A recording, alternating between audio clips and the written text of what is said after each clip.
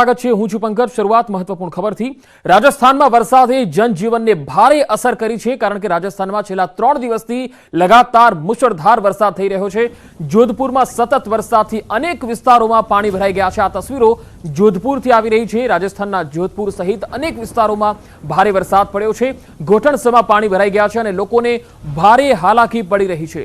જળબંબાકારથી અસરગ્રસ્ત વિસ્તારોમાં સેનાએ રેસ્ક્યુ ઓપરેશન હાથ ધર્યા છે। भारे वरसादथी सतत 3 दिवस અહીં વરસાદી પાણી ભરાયેલા છે।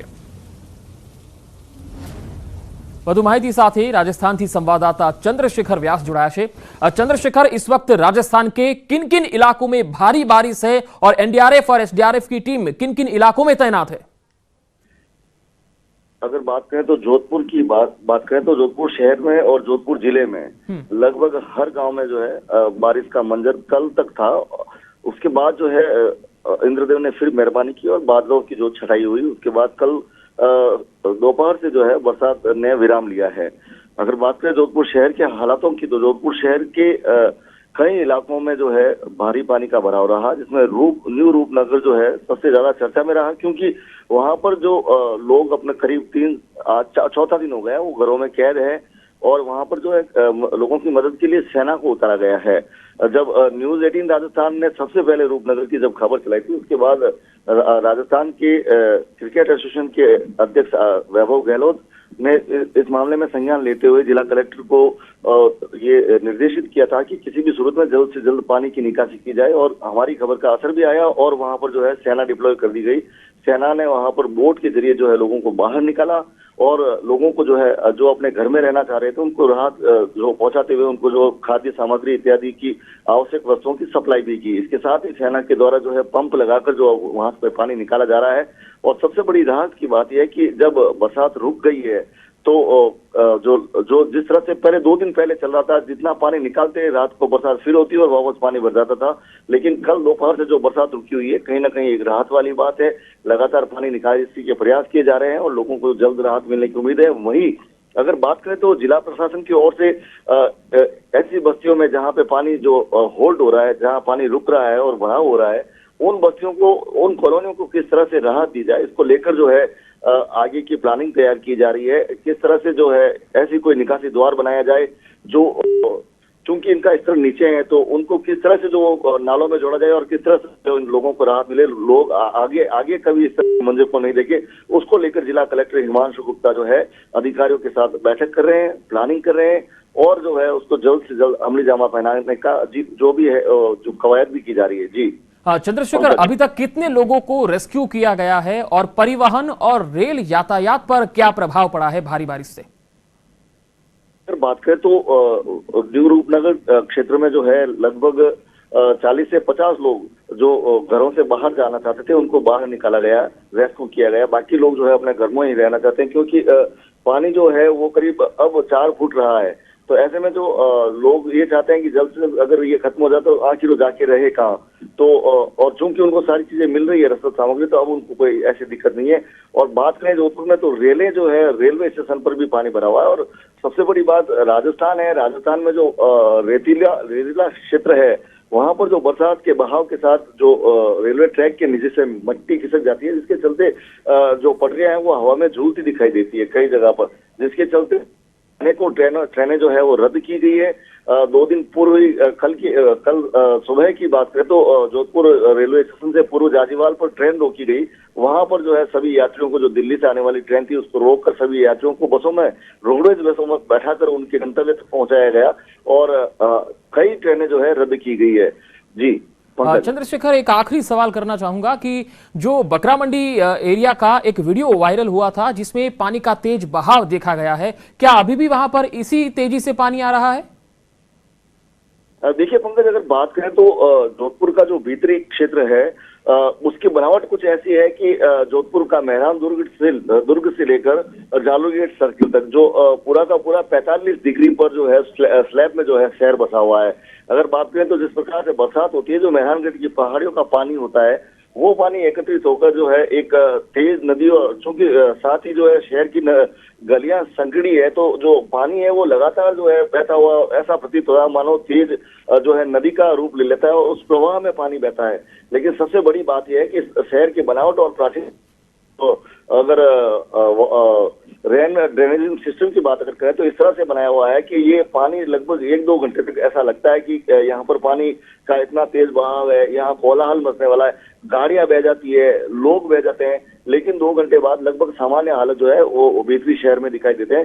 तो जिसके चलते इस तरह के दृश्य सामने आते हैं कि कारें बह रही है या मोटरसाइकिल बह रही है। ऐसा नहीं है कि वो लगातार रहे, क्योंकि पूरा शहर ही जो है वो ऐसे स्लैब में बसा हुआ है, तो जो ऊपर से पानी आता है उसका वेग लगातार बढ़ता रहता है। लेकिन सबसे बड़ी बात जो अब नवीन व्यवस्था अगर देखें जो आज के वर्तमान काल की, तो जो वाटर ड्रेनेज सिस्टम जो है ना, रेन ड्रेनेज सिस्टम इतना प्रॉपर नहीं बना हुआ है, जिसके चलते जो नया शहर जो है उसमें पानी एकत्रित होता है और लोगों को जो है परेशानी से रूबरू होना पड़ता है। जी चंद्रशेखर, शुक्रिया जानकारी के लिए। तो રાજસ્થાનમાં મેઘ તાંડવ જોવા મળી રહ્યું છે, જો કે હાલ વરસાદે વિરામ લેતા લોકોએ પણ રાહતનો શ્વાસ લીધો છે। किस तरह का प्रयास किया जा रहा है, किस तरह का कार्य किया जा रहा है? लोगों को सुरक्षित जगह पे निकालने के लिए उनकी हेल्प की जा रही है, उनको पानी वगैरह, उनको खाने पीने का सामान वगैरह देने का प्रयास किया जा रहा है। जी, अभी कोई रेस्क्यू में कोई व्यवधान नहीं सर, हमारे कोई प्रॉब्लम नहीं इसमें, सब ठीक ठाक कर रहे हैं। कोई जब भी इनको कोई समस्या आएगी हम उनकी हेल्प करने के लिए 24 आवर्स तैयार हैं। जैसा कि सेना 117 रेजिमेंट जोधपुर से यहाँ इनके रिलीफ के लिए पहुंची है इस क्षेत्र में, और बोट के जरिए ये रिलीफ पहुंचाने का भी काम कर रहे हैं। कुछ लोग जो घर से बाहर निकलना चाहते हैं आवश्यक कार्य के मद्देनज़र, चाहे वो दूध लाना हो, सब्जी लाना हो, उसको लेकर के प्रयास जारी है। उसके अलावा कुछ अन्य जो सामान लेने आने हैं, चाहे सब्जी लानी हो, बच्चों के लिए दूध की व्यवस्था हो, ये सारी जो चीज़ें हैं वो सब लाने का प्रयास लगातार यहाँ किया जा रहा है। तो कुल मिलाकर के जोधपुर में जो 3 दिन की जो स्थिति है बनी है, उसके बाद में यह अपने आप में एक सोचनीय विषय है। इस क्षेत्र के अंदर सबसे बड़ी समस्या जो है पानी निकासी का जो साधन है वो नहीं है, क्योंकि ये बंद कॉलोनी क्षेत्र बताया जाता है और पीछे की तरफ से ये ब्लॉक हो चुकी है। तो इस कारण से ये पूरा क्षेत्र है जो जलमग्न हुआ हुआ पानी के टापू बना हुआ नजर आ रहा है, जिस पर ये बोट चल रही है। किसी समय यहाँ अमूमन यहाँ मोटरसाइकिल चलती है, कारें चलती है, लेकिन आज जोधपुर की इन सड़कों पर नावें चल रही है। तो कुल मिलाकर के जो स्थिति है बड़ी विकट स्थिति नजर आ रही है, और यह जो स्थिति इसको देखते हुए अब यहाँ पहुंचे हैं, गंतव्य को पहुंचाने के लिए लोग यहाँ उतरे हैं। तो सेना के द्वारा लगातार राहत और बचाव कार्य जारी है। लोगों की ज़रूरतों की आवश्यकताओं की पूर्ति प्राथमिकता के तौर पर देखी जा रही है और प्रयास ये किए जा रहे हैं कि आम जन को जल्द से जल्द राहत मिले। जोधपुर के रूपनगर डूब क्षेत्र से कैमरा पर्सन शेर सिंह के साथ रंजन दवे, न्यूज़ 18 રાજસ્થાન। તો રાજસ્થાનની જો વાત કરીએ તો મેઘરાજા 2 થી 3 દિવસથી લગાતાર રાજ્યને ગમરોડી રહ્યા છે, અને આપ તસવીરોમાં જોઈ શકો છો શ્રી ગંગાનગર જિલ્લા મથક, સાદુલ શહેર અને સુરતગઢ, ખરસણા અને લાલગઢ આ વિસ્તારો જે છે ત્યાં ભારે વરસાદ પડ્યો છે। આ જિલ્લાઓમાં વરસાદી પાણીનો ભરાવો થયો છે। અડધા કલાકના મુશળધાર વરસાદને કારણે કેટલીક જગ્યાએ પાણી ભરાઈ ગયા હતા।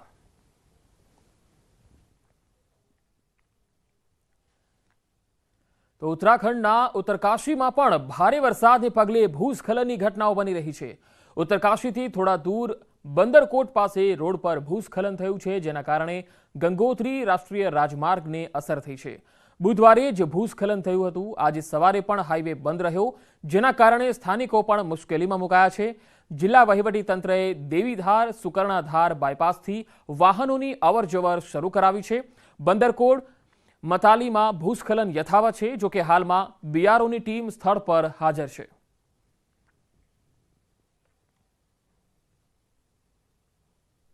20 घंटे से जो गंगोत्री राष्ट्रीय राजमार्ग है बंदरकोट के पास में बाधित है। यहाँ पे बड़ी बड़ी चट्टानें, भूस्खलन बड़ी मात्रा में हो रहा है, और सरकार ने या जिला प्रशासन ने वैकल्पिक व्यवस्था दी है। जो उत्तरकाशी से धनारी फोल्ड होकर देवीधार पे जो मार्ग खुलता है इसको बंद हुए हैं, और यहाँ पे बहुत रिस्की है, क्योंकि आपके सामने आप देख लीजिए, आप रिपोर्टिंग कर रहे हैं, बहुत बड़ा भूस्खलन यहाँ पे जारी है। बड़े बड़े शिलाएँ ऊपर से आ रही सड़क पे, तो यहाँ पे जाना जान जोखिम में, पैदल भी नहीं जा सकते हैं। बंदरकोट के पास ऑल वेदर रोड पे अभी शूटिंग स्टोन्स जो ऊपर से जो पत्थर हैं लुढ़क लुढ़क के लगातार आ रहे हैं, तो उससे कुछ मलबा भी एकत्रित हो गया और अभी चूंकि लगातार पत्थर गिर रहे हैं तो मशीन वहाँ उपलब्ध होने के बावजूद उनको हटवाने का कार्य नहीं किया जा रहा। एक बार जैसे ही बारिश रुकती है और पत्थरों को गिरने का सिलसिला रुकता है तो उसको हटवा के सड़क को खुलवा दिया जाएगा। पिछले 2 दिन से गंगोत्री हाईवे पे भूस्खलन जोन सक्रिय हो रखा है। हम आपको दिखा सकते हैं, ये बंदरकोट के और मातली के बीच में भूस्खलन जोन है। 100 मीटर का पूरा ये एरिया है जहां पे जगह जगह पे भूस्खलन बना हुआ है और ये पूरा एरिया पे बड़े बड़े पत्थर पहाड़ी से लगातार गिर रहे हैं रुक रुक के, और इसमें जो आवाजाही है वो रोक दी गई है। वैकल्पिक मार्ग जो डाइवर्ट किए गए हैं, खासकर देवधार से उत्तरकाशी के लिए मार्ग को डाइवर्ट किया गया है। वहां पे बैरिकेड की व्यवस्था पुलिस द्वारा की गई है। इसी तरह से बड़ेती में भी यही व्यवस्था बनाई गई है, क्योंकि काफी रिस्क है इस जगह पे। लगातार पहाड़ी से पत्थर गिर रहे हैं और सबसे बड़ी बात है कि पिछले 2 दिन से भूस्खलन सक्रिय है, बारिश लगातार जारी है और बारिश के बीच में भूस्खलन हो रहा है। लाइफ लाइन है ये, जो जनपद की लाइफ लाइन है गंगोत्री हाईवे, यहीं से मुख्यालय और गंगोत्री धाम जुड़ता है। तो आप कह सकते हो कि जिस तरह से पहाड़ों में बारिश हो रही है उसके बाद ऐसे हालात पैदा हो गए कि जो भूस्खलन जोन है वो सक्रिय हो रखे है और मुसीबत बन के लोगों के सामने बने हुए हैं। Balveer Parmar, news 18, Gangotri highway, Uttarkashi. તો ઉત્તરકાશીના હલ્દવાનીમાં કમાઉ એક જ દિવસના વરસાદમાં પાણી થઈ ગયું। તંત્ર દ્વારા પોકળ દાવાઓ કરવામાં આવ્યા, પણ વરસાદે તંત્રની પોલ ખોલી નાખી। હલ્દવાની શહેરને કુમાઉનું પ્રવેશ દ્વાર કહેવામાં આવે છે અને એક દિવસના વરસાદમાં કુમાઉના પ્રવેશ દ્વારનું ચિત્ર બદલાઈ ગયું। આ તસવીરો જુઓ, શહેરના રસ્તાઓ તળાવમાં ફેરવાઈ ગયા છે। વરસાદ પડતાની સાથે જ અનેક ઘરોમાં પાણી ભરાઈ જવાની સમસ્યા પણ જોવા મળી। तो संवाददाता उत्तराखंड थी भारती सकलानी हाल फोन लाइन पर जुड़ा है। भारती, बताए कि इस वक्त उत्तरकाशी में कैसे हालात है और खास करके हल्द्वानी की क्या सूरत है? बारिश का सिलसिला लगातार जारी है और आज भी 8 जिलों के लिए मौसम विज्ञान केंद्र की तरफ से ये कहा गया है कि तेज बारिश कहीं कहीं पर देखने को मिल सकती है। अगर हम गढ़वाल और कुमाऊं दोनों ही मंडलों की बात करें तो बारिश का सिलसिला जारी है और अगले 4 दिन के लिए अलर्ट मौसम विज्ञान केंद्र की तरफ से दिया गया है कि तेज बारिश कुछ इलाकों में देखने को मिल सकती है और लोगों को यहाँ पर सतर्क रहने की जरूरत है। डीएम्स को भी यहाँ पर कह दिया गया है कि वो अपने अपने स्तर से सभी तैयारियों को पूरा रखें, मुकम्मल रखें। किसी भी तरह की दिक्कत किसी भी आदमी को पेश नहीं आनी चाहिए। रोड ब्लॉक्स होती हैं तो उन्हें तुरंत खोला जाए। आज के लिए ये कहा गया है कि 8 जिलों में तेज बारिश की संभावनाएं हैं। अगले 3 से 4 घंटों के अंदर तेज बारिश कई जगहों पर देखने को मिल सकती है, जिसमें बागेश्वर, चंपावत, उधम सिंह नगर, पिथौरागढ़ ये वो जिले हैं जहां पर तेज बारिश की संभावना है। जी पंकज। जी भारती, शुक्रिया जानकारी के लिए। तो तंत्रनी पोल અહીંયા વરસાદે ખોલી નાખી। હલ્દ્વાનીની તસવીરો આપ જોઈ રહ્યા છો। કુમાઉ અને હલ્દ્વાનીના અલગ અલગ વિસ્તારોમાં આ પ્રકારે પાણી ભરાયા છે, જેના કારણે લોકોને ખૂબ જ હાલાકી પડી રહી છે। તો વરસાદને લઈને અંબાલાલ પટેલે એક આગાહી કરી છે। ઓગસ્ટના પ્રથમ સપ્તાહમાં વરસાદની સંભાવના છે, એટલે કે વરસાદનો જે ત્રીજો રાઉન્ડ છે એ 4 ઓગસ્ટથી 10 ઓગસ્ટમાં જોવા મળશે। ભારે વરસાદની સંભાવના આ દિવસોમાં જોવા મળશે। 4 ઓગસ્ટથી 10 ઓગસ્ટ ભારે વરસાદની સંભાવના। દક્ષિણ ગુજરાતના કેટલાક વિસ્તારોમાં ભારે વરસાદ પડી શકે છે। વરસાદ અંગે જોઈએ તો હમણાં ઉઘાડ નીકળે છે, પણ હજુ વરસાદ ગયો નથી। ઓગસ્ટની શરૂઆતમાં ભારે વરસાદના યોગ છે, જેમાં તારીખ 2 થી 4માં વરસાદની શરૂઆત થાય। આશ્લેષા નક્ષત્રમાં ભારે વરસાદ પડવાની શક્યતા છે। 2 થી 4માં આશ્લેષા જો વરસે તો પછી ભારે વરસાદ થતો હોય છે। તારીખ 6 આસપાસ પણ વરસાદ થવાની શક્યતા છે। તો વધુ માહિતી સાથે સંવાદદાતા વિભુ પટેલ હાલ જોડાયા છે। વિભુ, જે રીતે આપણે જોઈ રહ્યા છીએ કે છેલ્લા 1 દિવસથી વરસાદે વિરામ લીધો છે, ક્યાંક થોડો ઘણો વરસાદ પડી રહ્યો છે, પરંતુ હવે ત્રીજા રાઉન્ડની જો વાત કરીએ તો આ ત્રીજા રાઉન્ડમાં હવે ગુજરાતના કયા વિસ્તારોમાં કઈ તારીખે ભારે વરસાદની સંભાવના છે?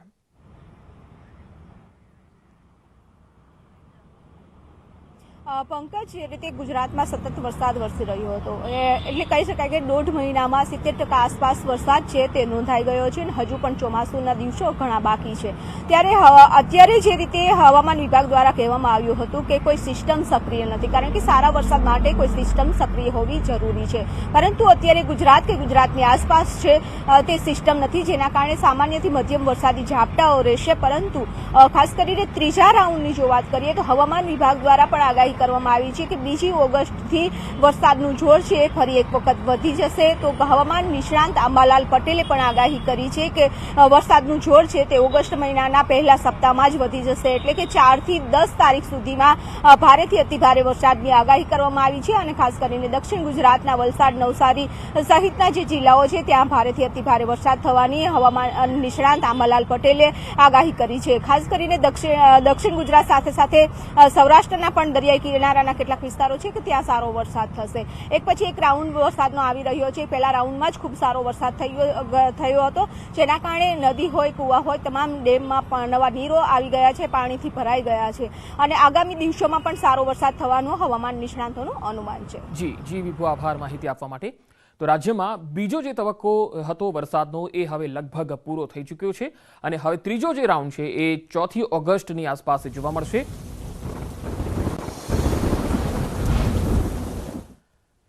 તો વરસાદના બીજા રાઉન્ડનો લગભગ અંત આવી ગયો છે. 24 કલાક બાદ રાજ્યમાં વરસાદી ગતિવિધિઓ તદ્દન મંદ પડી જશે, જેના કારણે તાપમાન વધી શકે છે. જો કે ત્રીજો રાઉન્ડ પણ નજીક જ છે. વલસાડમાં ખરેખર અષાઢી માહોલ જમાવનાર મેઘરાજા હવે થોડા દિવસ આરામ ફરમાવશે. હવામાન વિભાગના દાવા પ્રમાણે રાજ્યમાં વરસાદની કોઈ સિસ્ટમ હાલ સક્રિય નથી, જેના કારણે ભારે વરસાદની હાલ કોઈ સંભાવના નથી.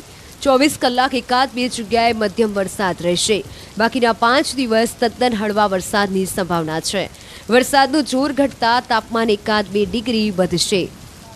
कहीं एक आध जगह में लाइट टू मॉडरेट रेन हो सकता है, तो फिर काल परसों से रेनफॉल एक्टिविटी फर्दर रिड्यूस होने वाला है. आइसोलेटेड प्लेसेस में एक आध जगहों में लाइट टू मॉडरेट सामान्य बारिश रहेगा. टेम्परेचर मोस्टली 1-2 डिग्री बढ़ सकता है. अभी तो काफ़ी कम है टेम्परेचर, वो 1-2 डिग्री बढ़ेगा तो ज़्यादा कुछ फर्क नहीं पड़ेगा. રાજ્યમાં અત્યાર સુધીમાં 56% વધુ વરસાદ વરસી ચૂક્યો છે. જોકે સિઝનનો 69% વરસાદ થયો છે. કચ્છમાં સૌથી વધુ 117%, દક્ષિણ ગુજરાતમાં 82%, સૌરાષ્ટ્રમાં 62%, મધ્ય ગુજરાતમાં 61% અને ઉત્તર ગુજરાતમાં 56% વરસાદ વરસી ચૂક્યો છે.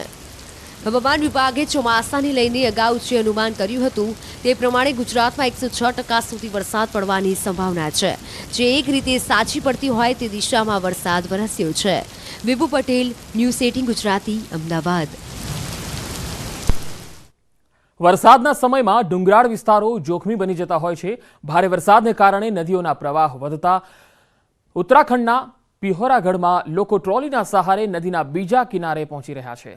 આ તસવીરોને જોઈ શકાય છે કે લોકોના જનજીવનને અહીંયા ભારે અસર થઈ રહી છે, કારણ કે ડુંગરાળ વિસ્તારોમાં બાળકો 2 મહિનાથી શાળાએ જઈ શક્યા નથી.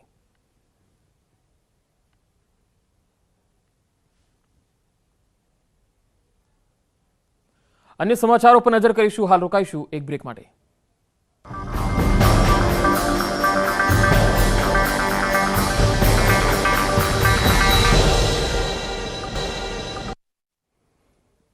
Welcome back. સમાચારોમાં આગળ વધીએ. રાજસ્થાનના બાડમેરમાં મિગ વિમાન ક્રેશ થઈ ગયું. મિગ ક્રેશ થતાં બંને પાયલટના મૃત્યુ થયા છે. બાડમેરના ભીમડામાં આ મોટી દુર્ઘટના ગઈકાલે સાંજે રાત્રે બની હતી. વિમાનનો કાટમાળ અડધા કિલોમીટર સુધી વિખેરાયેલો જોઈ શકાયો હતો. મિગ ક્રેશ થતાં બંને પાયલટના મોત થયા છે.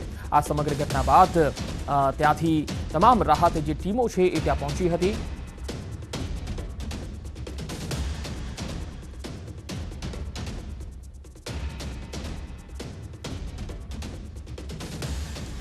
હવે સમય થયો છે ક્રિપ્ટોની સમજનો.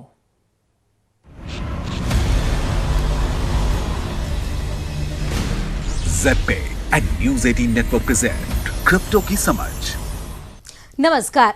ઝેપે ન્યૂઝ 18 નેટવર્ક પ્રસ્તુત કરે છે ક્રિપ્ટોની સમજ અને ક્રિપ્ટો અંગેની જાણકારીઓ સાથે હું છું પ્રીતિ. તો ચાલો નજર કરીએ ક્રિપ્ટો જગતના સમાચારો પર. આ વર્ષની શરૂઆતમાં દુબઈ પોલીસે તેનું પ્રથમ NFT કલેક્શન લોન્ચ કર્યું હતું. વિશ્વભરમાં લગભગ 23 મિલિયન લોકોએ આ એનએફટી ખરીદવા માટે તેમની રુચિ દર્શાવી છે. દુબઈ પોલીસને તેના સોશિયલ મીડિયા પ્લેટફોર્મ પર 7,000થી વધુ પાર્ટિસિપન્ટ્સ તરફથી ડાયરેક્ટ મેસેજીસ મળ્યા હતા. આર્ટિફિશિયલ ઇન્ટેલિજન્સ વિભાગ ડિપાર્ટમેન્ટનું કહેવું છે કે ડિજિટલ વોલેટ એડ્રેસ કન્ફર્મ કરવા માટે તમામ પાર્ટિસિપન્ટ્સનો સંપર્ક કરવામાં આવ્યો હતો, જેમાંથી જરૂરી રિક્વાયરમેન્ટ્સ ફૂલફિલ કરનારને રેફલ ડ્રો દ્વારા શોર્ટલિસ્ટ કરવામાં આવ્યા, જેમાંથી 150 લોકોએ દુબઈ પોલીસની ડિજિટલ એસેટ્સ જીતી હતી. દુબઈ પોલીસ યુએઈની પ્રથમ સરકારી સંસ્થા છે અને વિશ્વની પ્રથમ પોલીસ ફોર્સ છે જેણે પોતાની ડિજિટલ એસેટ ક્રિએટ કરી છે.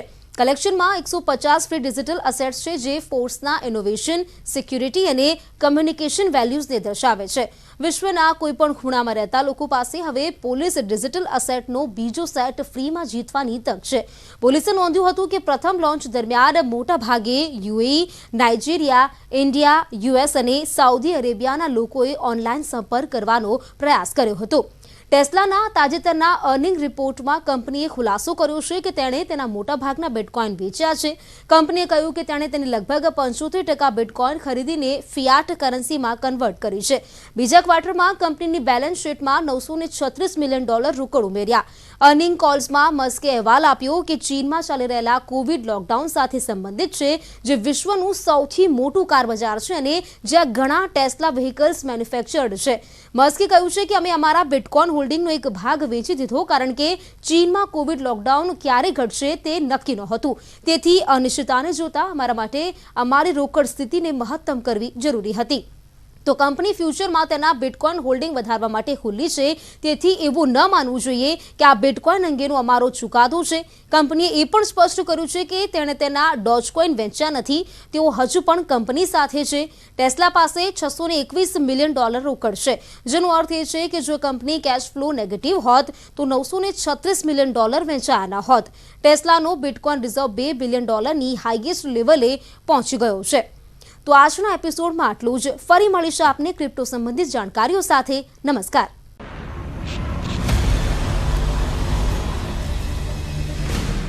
ज़ेड-पे and News 18 network present crypto की समझ. તો આ બુલેટિનમાં અત્યારે આટલું જ. નમસ્કાર.